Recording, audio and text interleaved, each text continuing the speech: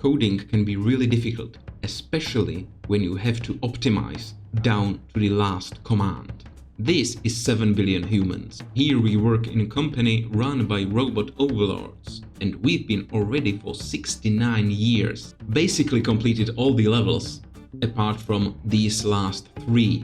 We have completed them, however, not the optional challenges. The last fully completed level was the binary counter. Our goal was to display numbers from 0 to 15 in order using these data cubes. We place them on these sensors, and there either is a data cube or is not a data cube, which represents a 1 or a 0. In practice, it works like this. We place down a 1, tell this nugget to press the button, and the 1 gets displayed. We keep moving these data cubes, thus displaying different binary numbers. If I speed this up, you see it goes all the way up to 15. There are those 2 challenges. The first is the size challenge, which has us complete this level in as few commands as possible. You see this solution is quite long, however this one is also long. And this is the short one. Yeah, if I run this, it takes longer time, but is shorter, fewer commands. So as you see, optional size challenge completed. The second challenge is the speed challenge, and we ideally need this whole thing to take us 54 seconds or fewer. And that's what the original code I showed was for. See, it's done, and it's done in 46 seconds. Let's go to the next level, decimal counter. Here we do the same thing, except we are counting decimal numbers. I've already written this code, it works, but it's way too slow. So basically, they put down the cubes, and they have to add 1 to the number each time and rewrite the number on that cube. So as you see, this guy is counting 2 plus 1 is 3.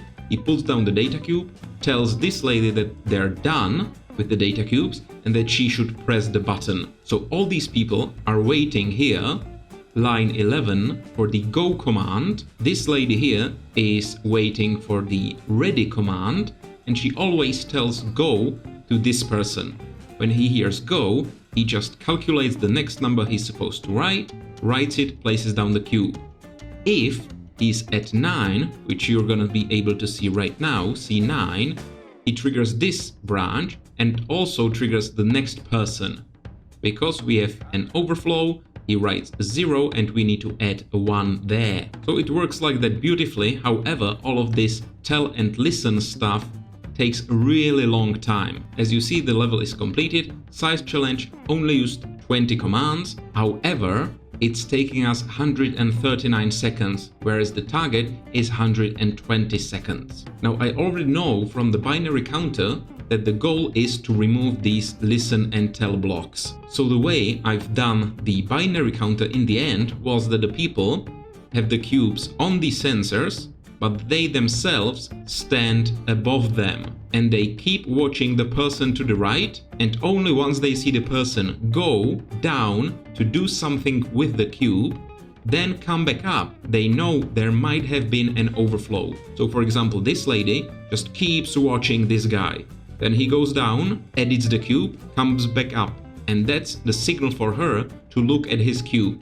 And if she sees a 0, she knows there's an overflow and she has to update her cube as well. This lady just has to keep listening, there's no way around that. So I'm gonna take this code, copy that and paste it here. Now let's try editing this. So I said this lady is still gonna be listening for ready, but she's not gonna tell go anymore. So remove that. The other people are not gonna be listening to go either. And I said they here pick up the cubes, take 2 steps down so they're on the sensors. This if statement isolates the lady, so they don't care about that. Then they drop the data cubes. And now we should tell them to step back up and stand here above the sensors where the data cubes are. So if I run it, you should see they put them down here, go back up. Alright, now we need to do what I said, which is wait for the person next to you to move. So I'd say if next to you there still is a worker, you're just gonna stay there and wait until the worker moves. So let's say this person, the second one from the right, is waiting. This person goes to edit his cube and then he has to come back as well. So I'd say after this jump no longer happens, so there isn't a person to the right, you wait until there is one. Again, because he has to come back, right? There. So while there is a person, you wait, and then you wait while there isn't a person. So wait for him to come back. After he comes back, you have to check his number. So if to the bottom right of you there is a 0, you know you're supposed to update your cube because there has been an overflow. So let's say while there isn't a 0, or if there isn't a 0, you jump back. And again, you're gonna have to wait for him to update his cube because there's not a 0, so you don't care right now. And now this piece of code is what happens when you see the person next to you update a number and write a 0. So that's when you actually have to step down, pick up your data cube, and again, if there is a 9, you don't tell go, you simply write the 0, the person next to you should see it, and otherwise, if there isn't a 9, you have to calculate your new number, write it down on the data cube, and tell everyone ready. Mainly this lady, but you would have to go near her to actually tell her personally, so we just tell everyone, which should trigger her, right? And repeat, obviously. So let's see if this works. I don't think it's gonna because we haven't handled the first person properly. As you see, this person is stuck here, waiting for a person to his right to come back, which is this lady. And she hasn't come back because she doesn't really need to, right? So at first she takes 2 steps down, which presses the button, then she takes another step up and waits there. So we need her to be in line with the other people, so I'd say take 2 steps up, and then once you hear ready, the command that tells you press the button, you take 2 steps down again. So let's see, data cube's down, she presses it, goes here, and now this person is still here. Let's run it again and watch him what he does. So he places down the cube, steps up, this got ignored, and oh, there we go. He actually got triggered in this if statement. So if to the right of you there isn't a 0, you jump. And I think that's because he looked to here, and there's no data cube, so technically that's not a 0, right? There's like no value there. So let's say, and to the bottom right of you there is a data cube, right? So that should handle this person specifically. So yes, there can't be a 0 to the bottom right, but also it has to be a data cube. So let's try again. He places down the cube, goes back up, and yep, now you see he got triggered. So that's beautiful. He now executes this bit of code, and yet again he keeps just getting triggered right there. I'm gonna speed this up a bit. 6, 7, 8, and now slow it down. So now he should write 0. This person has to see it. Come on. Yes! That's brilliant. So he writes a 9, triggers the lady, which again triggers this person. He should write all of those 9 numbers. So speed this up again. Just a bit, come on. And now he should write a 0 once more, which he does. That triggers this person. And yes! That triggers this lady, and it should go all the way up to the left.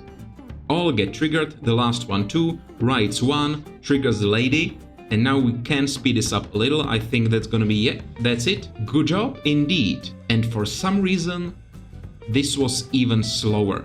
Let me run it again for a second, because that's really weird. Just speed this up, let it run. Now the cascade of people, yeah, there we go, that's enjoyable. And that's 1,000,002. Yeah, that's weird. I think what also takes a long time is just this person having to calculate everything. So I might do something that's really nasty, but actually I'm not gonna calculate here, and I'm gonna place down a bunch of if statements. So if your item is a 0, you set memory 1, which you're gonna write on the data cube, to 1. Otherwise, if it's a 1, you set it to 2, and so on. Okay, so there we go. If it's 0, set 1, and so on. So just checking that all the numbers are increasing by 1. Here we have else set 9, because then if 9, we just write 0. Let's see if this is faster. At least it works, and it really saves a lot of time calculating. But obviously you can see that not always should you optimize your code like this. Because yes, this is probably going to be faster, but it's a really bad code. It's still not it. I gotta say, I'm stumped.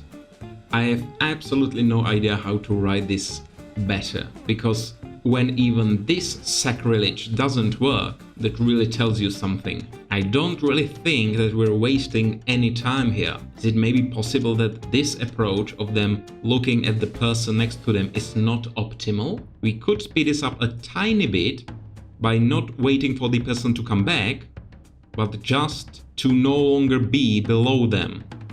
Is this even gonna work? Yeah, it doesn't work. Oh, but then we would have to edit this lady to go back earlier, so it triggers the first person. Oh boy. Yeah, that doesn't work. Okay. Nope. Honestly, if you have any idea how to, finish this and make this much better, do let me know. Because I'd say this is a pretty nice piece of code. But as you can see, yeah, it works beautifully. I really like it, but it really takes way too long. Oh, and that's with the calculating again. So this cancerous code saves a few seconds, to be fair, but I'm really not sure how to write this any faster. And there might be like tiny optimizations, which however add like 50 lines to the code, which I don't really want to do, because I truly feel there might be an elegant solution to this. So let me know your thoughts, and I hope to figure this out, really.